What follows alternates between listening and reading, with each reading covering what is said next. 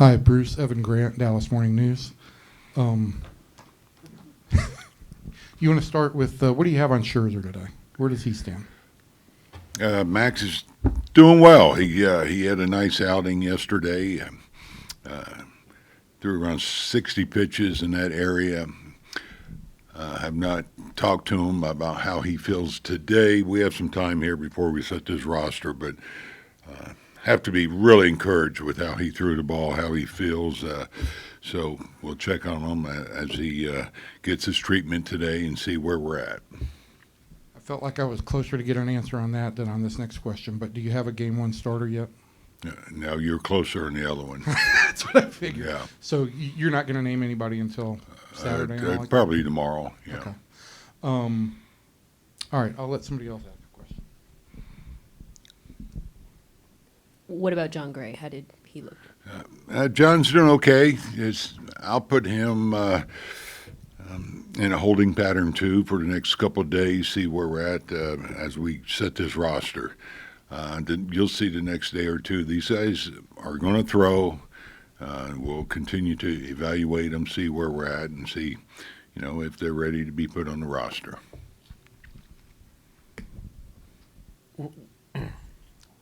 In what capacity would they help you guys? Would it be relief? Would you consider starting them, considering their layoffs? I think more so with Max. I think he's been stretched out more than John has been recently. So John, I would lean more toward in the bullpen, but it's a possibility he could start too. I just want to see where he's at the next couple of days.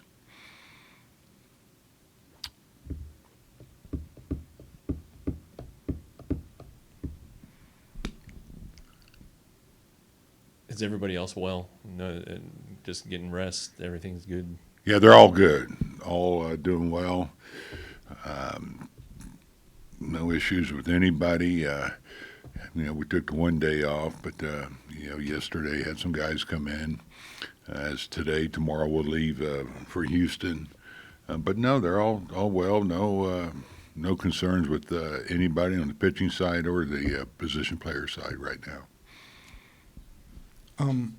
There was a tweet yesterday from John Morosi. I guess they're X's now, not tweets. But there was a tweet yesterday from him saying that Will Venable had been contacted by multiple clubs but told them he planned to stay with the Rangers. So it brought about a question I wanted to ask you. In Venable and Donnie, you've got two guys who kind of almost share that bench coach's role. Just wondering, what you expect the future to look like and potential that you're going to be contacted about those guys for their leadership abilities. Yeah, I'm not sure quite what you're asking, but as far as their future here. Their futures as potential managers. Yeah, well, I think, both of them will be getting calls. I think they are future managers. I think they'll get interviewed. Both have done a tremendous job for me, and I appreciate both of them with what they've done. One's more, one's on the hitting side.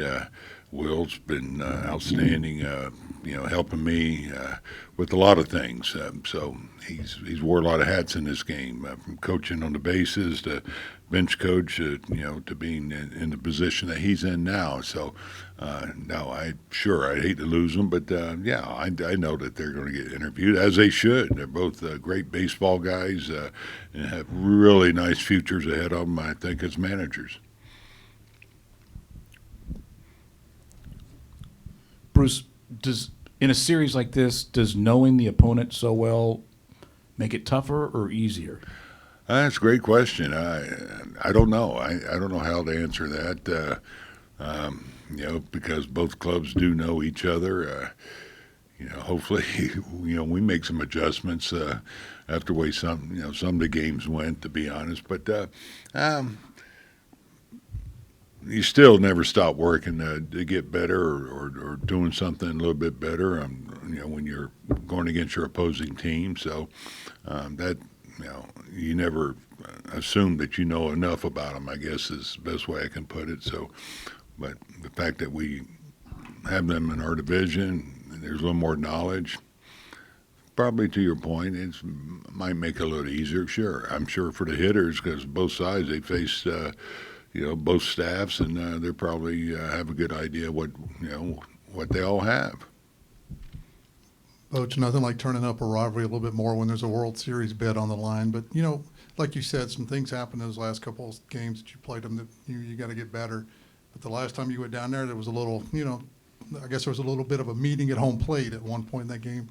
Just talk about that. And does any of that carry over that in the series here, or do you just kind of have to move forward?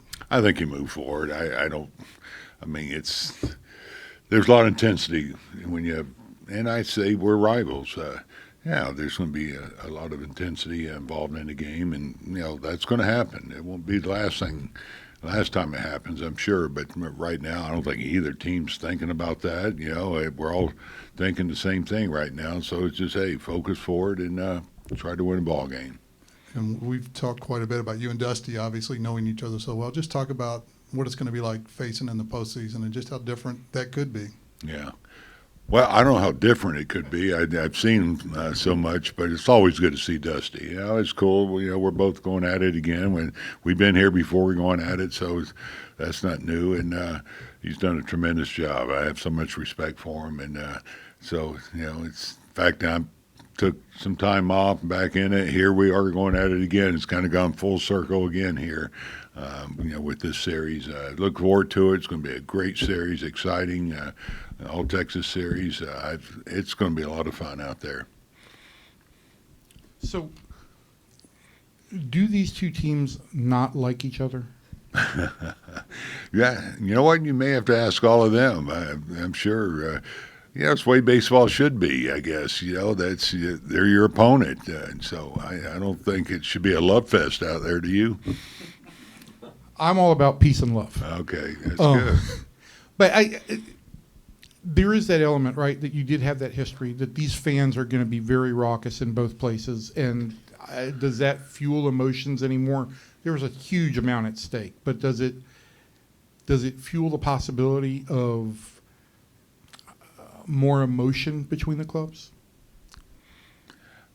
I don't know. I think the focus will be on executing whatever you need to do out there as far as pitching or position player, getting the job done, do your job type attitude. That's where the focus is. It's not, letting your emotions get away from you. It's to go out there and, as I said, put together a good ball game. And last thing on that, it's more you and Dusty, but the narrative has been over the last 24 hours and probably will continue to be that you guys facing off in the LCS is a victory for old school baseball guys.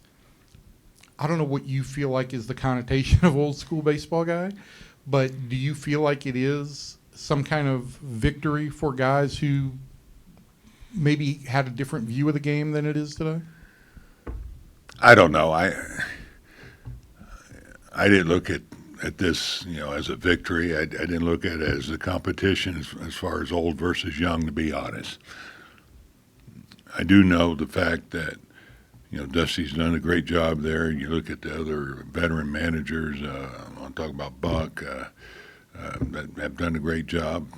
Might have helped me get a call. I don't know. But, we're all different. I don't care whether you're young or old, how you do things. So, I've always felt there should be a blend, and I think that's what works the best. And so that's how we do it here. I'm sure that's how they do it there. And but the fact that we're pretty old doing what we do, that's pretty cool. And and you hate to see us discriminated against, and so it's nice to be where we're at.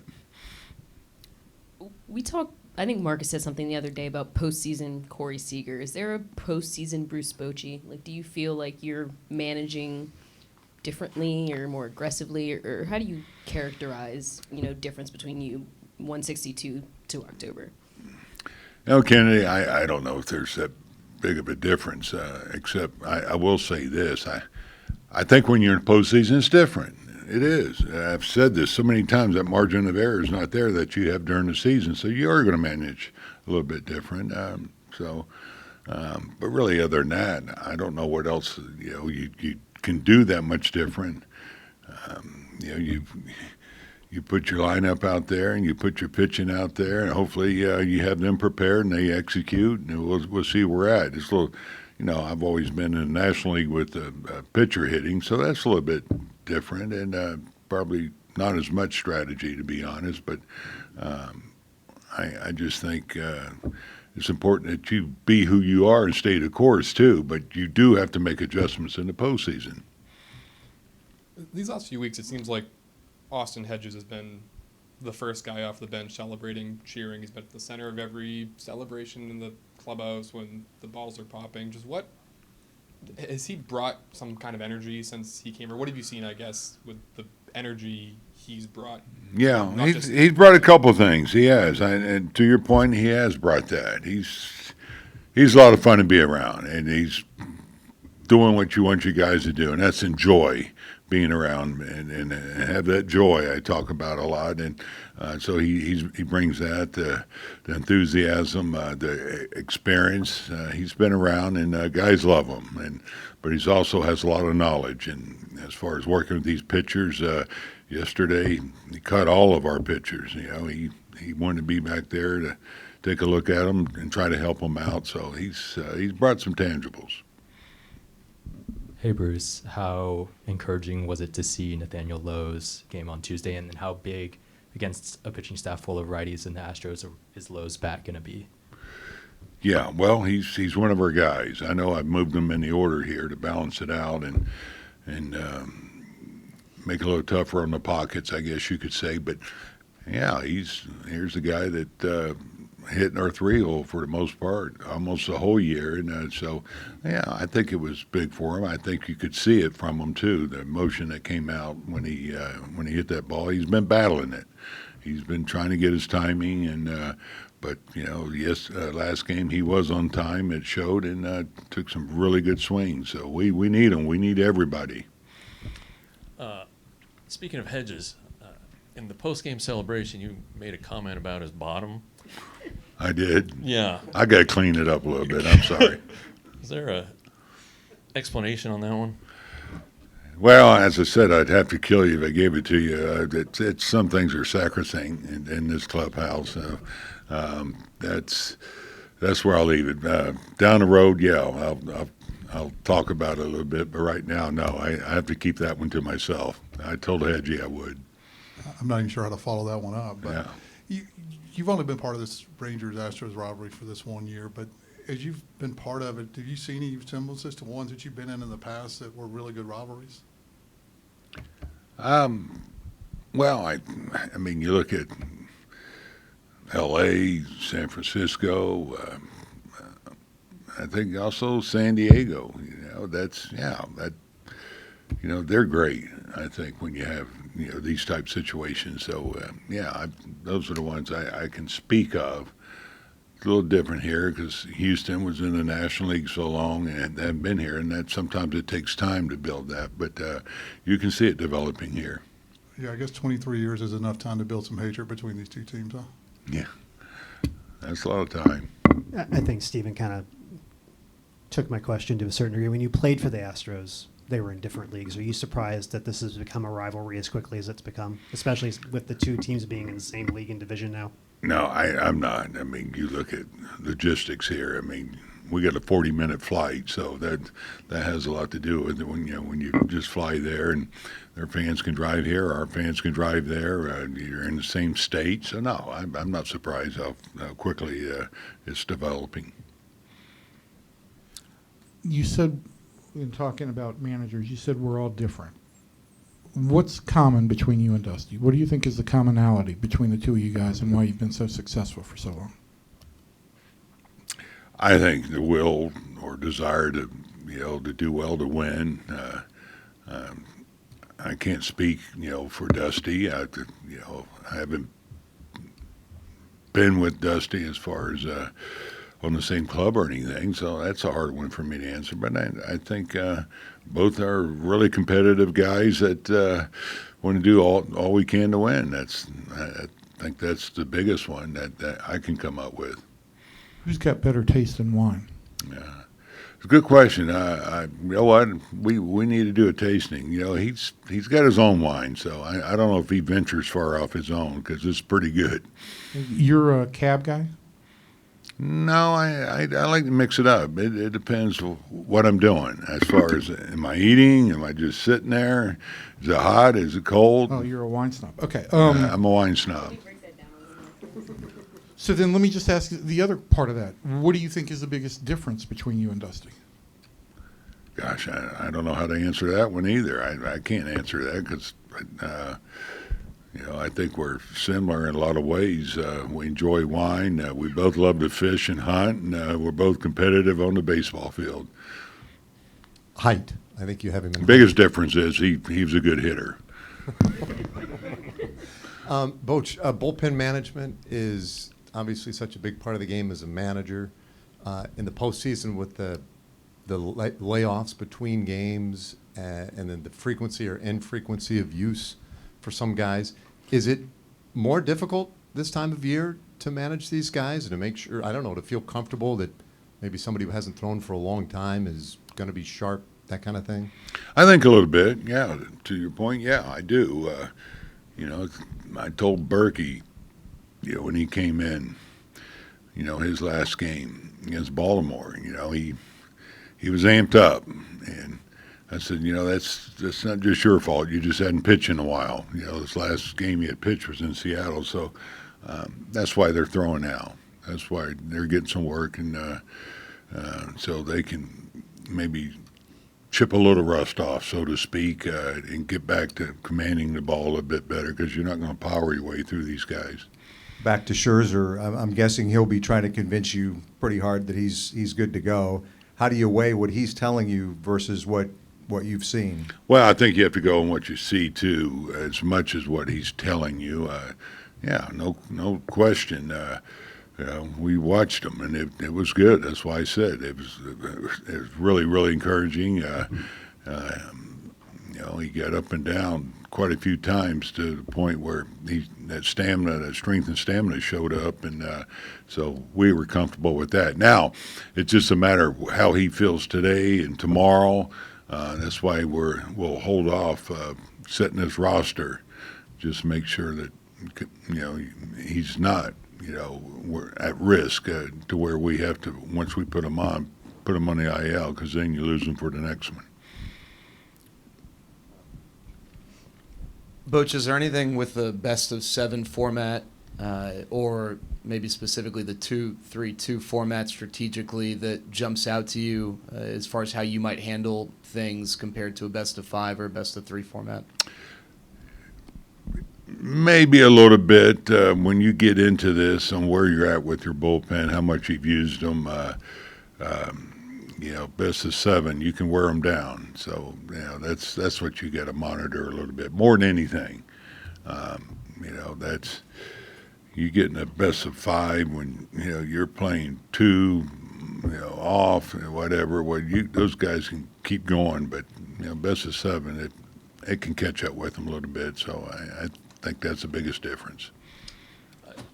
What are your feelings about Aroldis Chapman? I know he's been up and down, with a little bit of both. Yeah, I feel like he's going to help us back in the bullpen. That's still the plan. You know, he came in, got a big strikeout, got a ground ball that had eyes on it. You know, then he just missed on some pitches there on the walks, and so that's.